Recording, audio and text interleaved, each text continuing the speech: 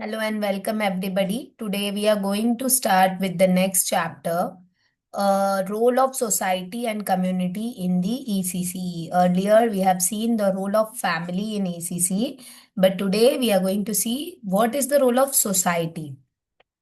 समाज और जो कम्युनिटी है ना, समिति है, इसका ईसीसी पर क्या प्रभाव है। तो इसमें हम ये देखेंगे कि एक तो क्या है, हमारी समाज में सबसे पहले तो media, this is the first and the foremost thing. तो हमारे आसपास का जो एनवायरनमेंट है उसमें क्या क्या कम्युनिटीज आती हैं और क्या क्या मीडियल एस्पेक्ट्स है, मास मीडिया है, सोशल मीडिया है, फेसबुक, इंस्टाग्राम, इन सब चीज़ों का। अब मैं इसलिए कह रही हूँ क्योंकि अभी हम इस लेवल पर है कि ये सारी चीज़ें मीडिया बच्चों पर भी इफेक्ट कर रही है। Next, emotional and cognitive social outcomes हम देखेंगे इसमें, और फिर सोशल और बिहेवियरल आउटकम्स है जिसमें peer interaction, social competence, different types of activities, friendship and different peer interactions, इन सारी चीजों को हम समझेंगे। तो सबसे पहले समझते हैं कि पेरेंटल इन्वॉल्वमेंट कम्युनिटी में कैसा होता है। सो कम्युनिटी में अगर फ्रेंडली एटमॉस्फेयर है तो फिर वो अच्छी तरीके से पेरेंटल इन्वॉल्वमेंट को अंडरस्टैंड करता है। किसी को लिंक दोबारा से चाहिए क्या?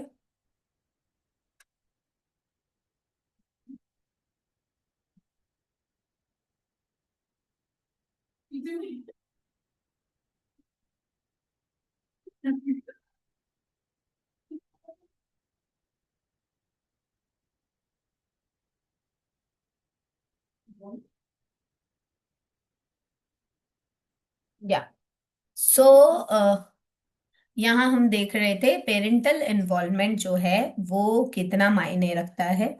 जैसे कि हम लोगों ने अभी पेरेंट टीचर मीट वाला जो पार्ट देखा था उसमें हमने समझा था कि school parent and teacher association बहुत ज़्यादा इम्पोर्टेंट है। इन तीनों के बीच में अच्छा कोऑर्डिनेशन अगर हो तो फिर बच्चे को एक अच्छा family type friendly atmosphere school में मिलता है। School is the first step towards learning, और इसके लिए it becomes the very first community. जिस प्रकार से कल हमने देखा कि फैमिली जो है एक पहली सोसाइटी होती है बच्चे की पहली, और उसी प्रकार से स्कूल एक पहली कम्युनिटी होती है बच्चे की, जो एक पहली सीढ़ी है, पहला पड़ाव है, जहां पर बच्चा जो है अपने फैमिली बॉन्डिंग्स को फ्रेंडली एस्पेक्ट्स की तरफ लेकर जाता है। उसको सिमिलैरिटीज मिलती हैं जैसा उसको घर पे मिल रहा है और वो उसी को रिलेट करने की कोशिश करता है।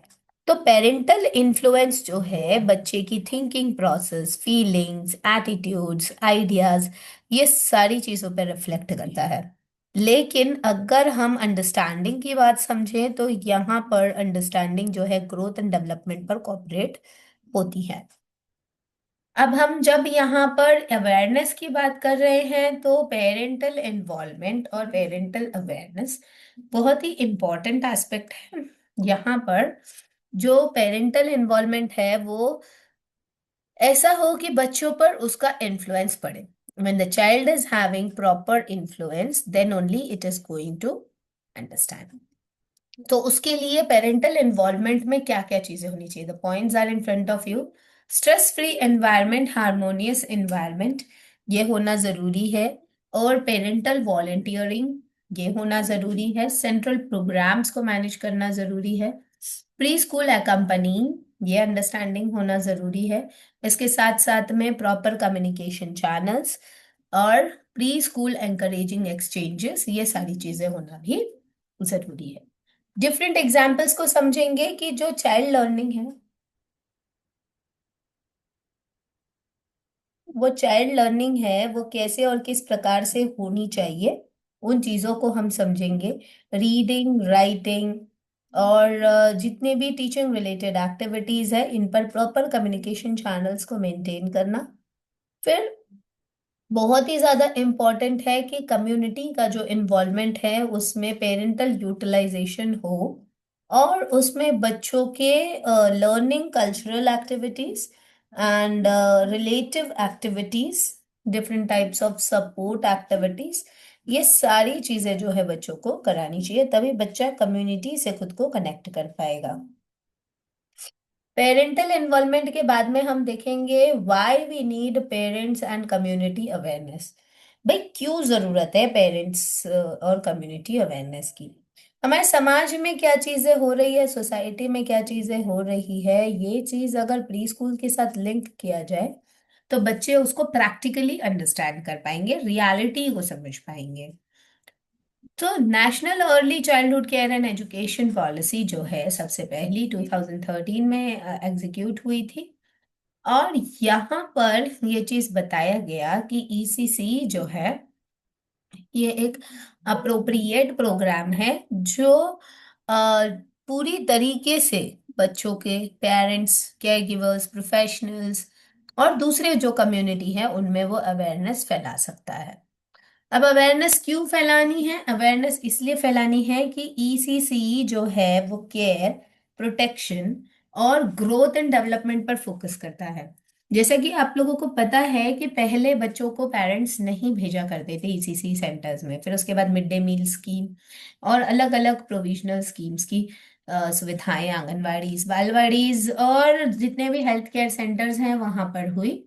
कुछ प्री स्कूल एक्टिविटीज भी वहां कराना स्टार्ट कर दिया, थोड़ी थोड़ी पढ़ाई होना स्टार्ट हो गया, तो फिर ये पेरेंटल एक्टिविटीज जो है अच्छे से सेट और ऑर्गेनाइज हो गई। Next, children develop in the warmth of the families. बच्चे जो हैं वो परिवार के अंदर आपस में एक अच्छे प्रोटेक्शन में रहते हैं। उसके बाद जब वो कम्युनिटी से मिलते हैं तो वो डिफरेंट चीजों से को एक्सपोज करते हैं, जैसे different types of language, different types of religion, different types of aspects in it. Some students are not able to connect, I think so.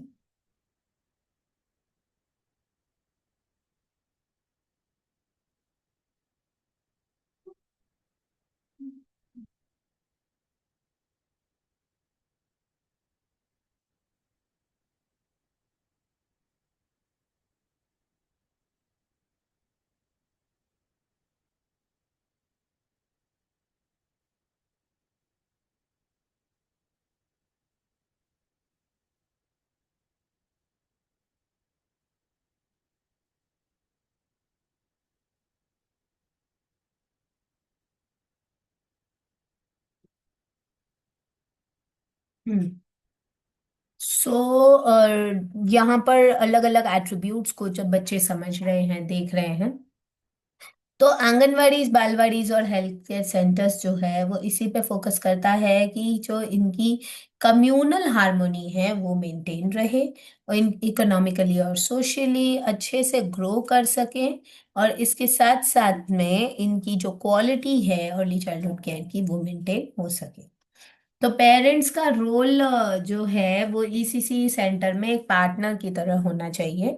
तो ताकि अच्छी तरीके से दोनों तरफ के लिए पेरेंट एक ब्रिज गैप बन सके, एक ब्रिज की मतलब गैप जो है उसको फिल कर सके, एक ब्रिज की तरह वो काम कर सके। So basically it is important to understand different types of aspects.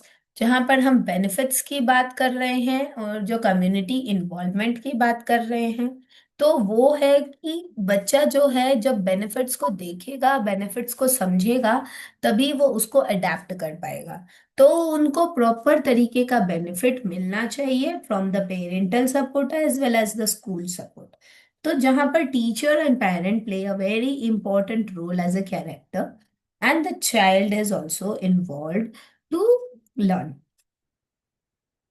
Next, जब पेरेंट को बेनिफिट मिलता है तब उसमें क्या क्या चीजें होती है, चाइल्ड रेयरिंग के बारे में पता चलता है कि भाई बच्चे की कैसा पेरेंट अपब्रिंगिंग कर रहा है, और इसके साथ साथ में बच्चे की स्ट्रेंथ, बच्चे की वीकनेस, ये सारी चीजों का नॉलेज होता है। बच्चा अंडरस्टैंड कर पाता है हर एक पोटेंशियल लेवल को और उनकी लेवल ऑफ अंडरस्टैंडिंग। फिर इसके बाद जो इनके बेनिफिट्स हैं, इनको इकोलॉजिकल पैटर्न्स हैं, ये सारी चीजों को भी टीचर और पेरेंट की रिलेशनशिप मेंटेन और अंडरस्टैंड करते हैं। इसमें क्या क्या चीजें करनी है, तो सबसे पहला जो है टीचर पेरेंट कोलैबोरेशन हो, प्रैक्टिसेस फॉर्मल और इनफॉर्मल दोनों तरीके से हो, कम्युनिकेशन स्ट्रैटेजी अच्छी हो। इसके साथ साथ में जो हम अलग अलग professional training, growth and attachment, जैसे अभी आप लोगों का वेबिनार हुआ था, बीच में टीचिंग प्रैक्टिस होती है, तो ये सारी चीजें जो हैं वो अंडरस्टैंडेबल होती हैं कि ये प्रोफेशनल ट्रेनिंग ग्रोथ की ओर अग्रसर होती है। अब हम जब यहाँ पर ये देखेंगे कि प्रैक्टिस जब हम चीज़ों की करते हैं, तो आसपास के एनवायरमेंटल चीज़ें जब इन्वॉल्व होती हैं, तब इनकी अपॉर्चुनिटीज काफ़ी ज़्यादा अच्छे लेवल तक पहुंच जाती हैं। Different types of ecological media. अब यहाँ इकोलॉजिकल मीडिया को समझते हैं कि क्या इकोलॉजिकल मीडिया को बोलते हैं। मास मीडिया जो है एक बहुत बड़ा इंटरैक्शन होता है, जिस प्रकार से स्टोरी बुक्स है, कॉमिक्स है, उसी प्रकार से कार्टून्स, टीवी, फिल्म्स, मूवीज, ये सारी चीजें बच्चों को काफी ज्यादा अट्रैक्ट करती है। तो इनके सपोर्ट से बच्चों को proper thrilling excitement, different types of books, magazines, radios, TVs, इन सारे एड्स का यूज करके हम डे टू डे लाइफ के एस्पेक्ट्स को बच्चों को बहुत ही अच्छी तरीके से अंडरस्टैंड करवा सकते हैं। मतलब पॉजिटिवली टेक्नोलॉजी का यूज करना जरूरी है, ये यहाँ बताया गया है। The things children see and hear, ऐसी जो चीजें जो बच्चे सुनते हैं और देखते हैं, तो यो चीजें यूजुअली जो एवी एड्स वाली चीजें हैं वो बच्चों को फैसिनेट करती हैं। दो तरीके का मीडिया होता है, एक होता है मास मीडिया, दूसरा होता है प्रिंट मीडिया। प्रिंट मीडिया में न्यूज़पेपर्स, मैगजीन, बुक्स, फ्लायर्स और ये सारी चीजें आ जाएंगी, जहां बच्चे उनको अच्छी तरीके से अंडरस्टैंड करने के प्रयास करते हैं और फिर अपने आप को एक्टिविटीज में इन्वॉल्व भी करते हैं। लेकिन जहां पर मास मीडिया की बात करते हैं, वहां पर बच्चों की कम्युनिकेशन स्किल्स अच्छे से डेवलप हो जाती हैं। तो ये रहा हमारा प्रॉपर इंट्रोडक्शन।